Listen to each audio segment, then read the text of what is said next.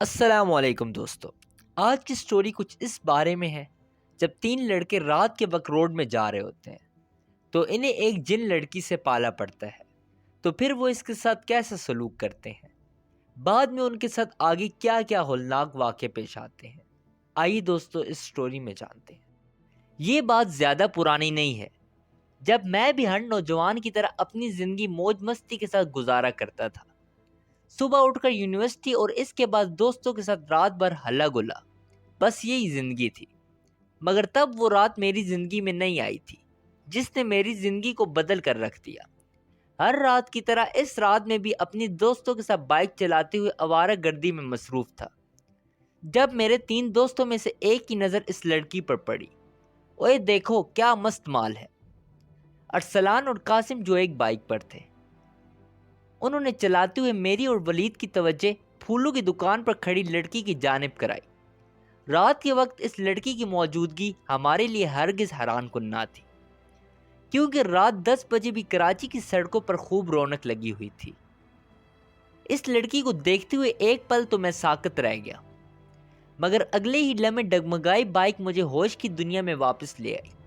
راہ چلتی لڑکیوں کو چھیڑنا اور ان پر جملے کسنا ہماری لوفر طبیعت کا خاصہ بن گیا تھا، جس کے ہاتھوں مجبور ہو کر میرے دوستوں نے اونچی اونچی آواز میں گنگنانا شروع کر دیا۔ پر میرے اندر موجود ٹھرک کا کیڑا مجھے کچھ اور کرنے پر اکسا رہا تھا، جس کے بعد پھولوں کی دکان کے سامنے سے گزرتے ہوئے میں نے اپنا بایاں ہاتھ اٹھایا اور اس لڑکی کی کمر پر پھیرتا آگے نکل گیا، مگر جانے سے پہلے ایک بار چہرہ موڑ کر اسے ضرور دیکھا تھا۔ جہاں میرے لب تبسم میں ڈھلے ہوئے تھے، وہیں اس کی غزالی آنکھوں میں شعلے بھڑکنے لگے تھے، جن کی تپش نے میری زندگی کو پھر بدل کر رکھ دیا تھا۔ ابے دانش کے بچے، تو نے موقع دیکھتے ہی چوکا مار دیا۔ گھر کے سامنے گاڑی روکنے پر ولید نے ہنستے ہوئے میرے شانے پر مکہ جوڑا، جس پر میں اور بھی ڈٹائی سے ہنسنے لگا تھا۔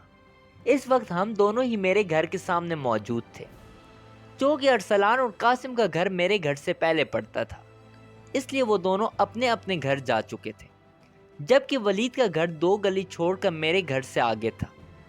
چل اب تو بھی گھر جا، کل ملاقات ہوگی پھر۔ ہاں کل ملتے ہیں۔ ولید اپنی بائک سٹارٹ کرتا گھر کی طرف روانہ ہو گیا۔ میں بھی دروازے کی کنڈی ہٹا کر گھر میں داخل ہوا۔ پورا گھر اندھیرے میں ڈوبا ہوا تھا، شاید سب سونے کے لیے لیٹ گئے تھے۔ میں نے چونکہ باہری دوستوں کے ساتھ کھانا کھا لیا تھا، اس لیے میں بھی سیدھا اپنے کمرے میں آ گیا۔ ہاتھ منہ دھو کر آرام دہ کپڑے پہننے کے بعد اب میں لائٹس بند کر کے سونے کے لیے لیٹ رہا تھا، جب اچانک ہی مجھے اس لڑکی کا خیال آیا، جس کے ساتھ ہی ایک دل فریب مسکراہٹ نے میرے لبوں کو چھوا۔ میں نے اپنے ہاتھ کو دیکھا جس سے اس کی کمر کو چھوا تھا۔ ہائے دانش، ایسی لڑکی تیری قسمت میں نہیں، چپ چاپ سو جا۔ خود سے یہ بات کرتا ہوں میں واقعی اپنی آنکھیں بند کر کے سونے کی کوشش کر رہا تھا، جب اچانک مجھے سینے پر وزن سا محسوس ہوا، جیسے کئی بھاری اینٹیں میرے سینے پر رکھ دی گئی ہوں۔ ہر لمحے بڑھتے اس وزن سے میرا سانس تک لینا مشکل ہو گیا تھا۔ میں نے جھٹکے سے آنکھیں کھولی اور ساتھ لائٹ بھی جلا دی، مگر اب سب کچھ نارمل تھا۔ میرا سانس، وہ بھاری اینٹوں کا وزن، کچھ بھی محسوس نہیں ہو رہا تھا۔ اپنا وہم سمجھتے ہوئے میں ایک بار پھر سونے لیٹ گیا، لیکن اس بار احتیاط کے طور پر آیت الکرسی پڑھ کر خود پر پھونکنا نہیں بھولا تھا، جس کے بعد پھر مجھے سکون کی نیند آئی تھی۔ اگلی صبح میری آنکھ ہاتھ میں اٹھتی شدید تکلیف کے باعث کھلی تھی۔ میں نے اٹھ کر بیٹھتے ہوئے اپنے ہاتھ کا جائزہ لیا۔ کلائی پر موجود سرخ نشان کسی کیڑے کے کاٹے ہوئے لگ رہے تھے، جن میں شدید تکلیف اٹھ رہی تھی۔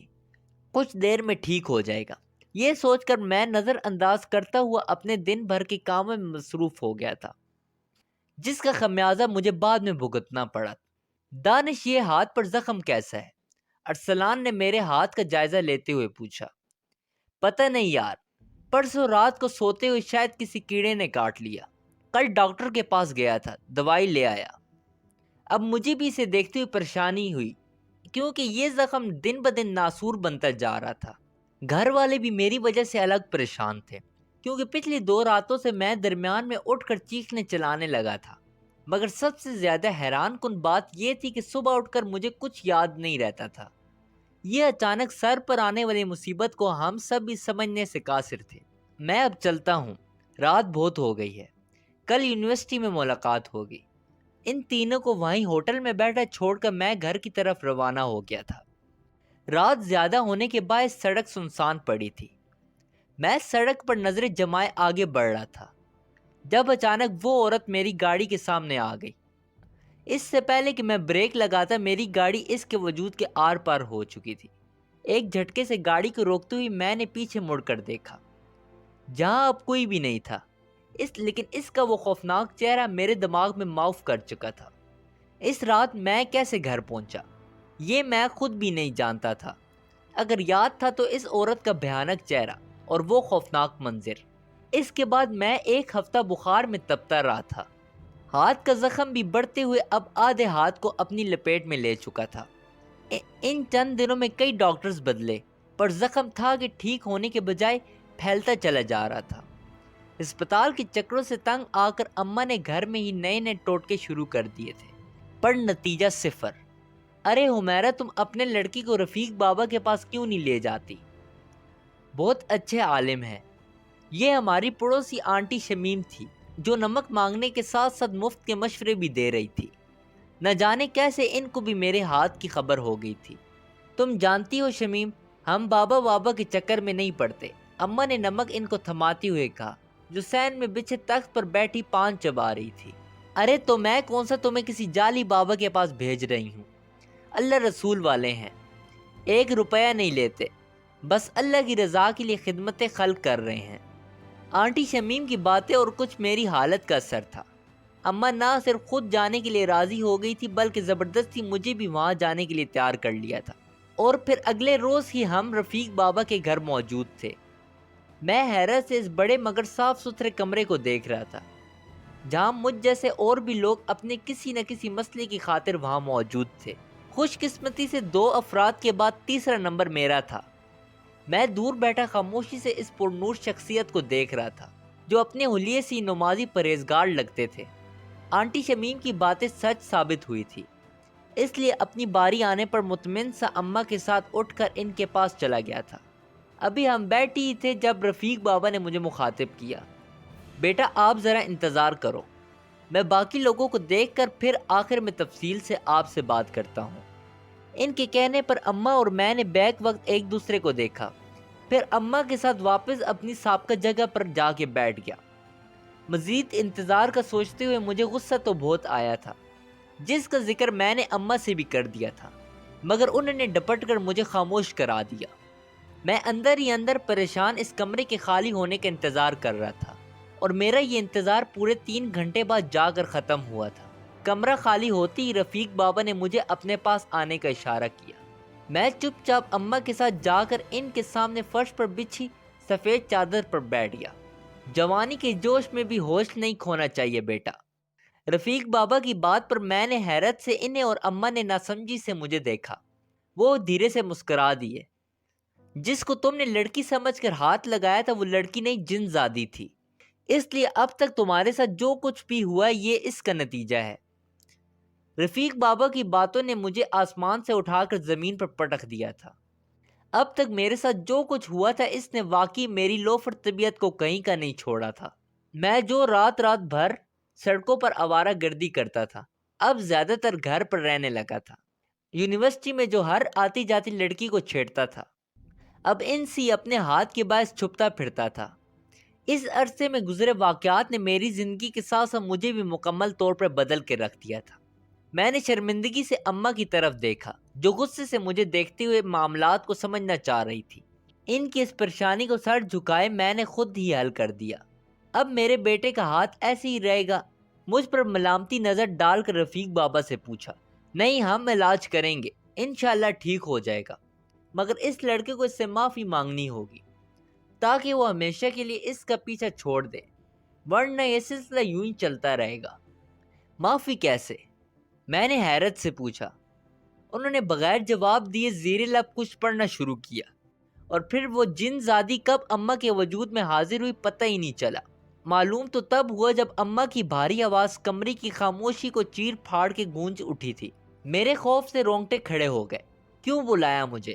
یہ لڑکا تجھ سے اپنی خطا کی معافی چاہتا ہے۔ اسے معاف کر کے اس کا پیچھا چھوڑ دے۔ رفیق بابا کے کہنے پر اس نے میری طرف دیکھا۔ پورے کمرے میں اس کی غراٹیں سنائی دے رہی تھی۔ اس کے دیکھنے پر میرے ہاتھ خود بخود معافی کے لیے جڑ گئے۔ مجھے معاف کر دو، آئندہ کسی لڑکی کو نہیں چھیڑوں گا، مجھ سے غلطی ہو گئی، مجھے معاف کر دو۔ میں روتے ہوئے معافیا مانگتا رہا، جب دیکھتے ہی دیکھتے اماں کا وجود بے جان ہو کر سفید چادر پر گر گیا۔ اماں وہ ٹھیک ہے، بس بے ہوش ہیں۔ رفیق بابا نے پاس رکھی گلاس سے پانی لے کر اماں کے چہرے پر چھڑکا، جس سے وہ فوراً ہوش میں آ گئی۔ اماں کا یہ سوال اس بات کا ثبوت تھا وہ بھی اس سارے واقعے سے لا علم تھی۔ کچھ نہیں بہن، آپ بے ہوش ہو گئی تھی۔ اماں نے حیرت سے مجھے دیکھا، جس پر میں نے ہاں میں سر ہلا دیا، اس بات میں سر ہلا دیا۔ میں نے آپ کے بیٹے کے ہاتھ پر دم کر دیا ہے۔ اسے میرے پاس 7 دن تک آنا ہوگا۔ ایک مرہم آپ کو دیں گے جو زخم کے ٹھیک ہونے تک روز رات کو لگانا ہے۔ رفیق بابا نے اماں کی توجہ بھی میری طرف کر دی، جس سے وہ اپنے بے ہوش ہونے والی بات کو بھول کر میرے ہاتھ کے متعلق پوچھتی رہی۔ اس کے بعد ہم گھر واپس لوٹ آئے تھے، اور پھر جیسا رفیق بابا نے کہا تھا ویسا ہی ہوا۔ میں 7 دن تک بلا ناغہ رفیق بابا کے پاس دم کروانے جاتا تھا اور مرہم بھی باقاعدگی سے لگا رہا تھا۔ اس دوران میں نے نماز بھی باقاعدگی سے پڑھنا شروع کر دی تھی۔ اللہ کے کلام کا اثر تھا، میرا ہاتھ بھی اب ٹھیک ہونے لگا تھا۔ میں نے اللہ کا شکر ادا کیا کہ اس واقعے کے بعد پھر کسی نے اندیکھی طاقت نے مجھے تنگ نہیں کیا تھا، لیکن اس ایک واقعے نے میری زندگی کو مکمل طور پر بدل کر رکھ دیا تھا کہ پاس سے گزرتی لڑکی کو ہاتھ لگانا تو دور کی بات، اب نظر اٹھا کر دیکھتا تک نہیں تھا۔ دوستو، آپ کے ساتھ اگر کوئی بھی ایسا واقعہ ہارر پیش آیا تو اس نمبر پر واٹس ایپ کر دیں، اور اگر آپ کو میری یہ سٹوری اچھی لگی ہے تو چینل کو سبسکرائب اینڈ لائک ضرور کیجیے گا۔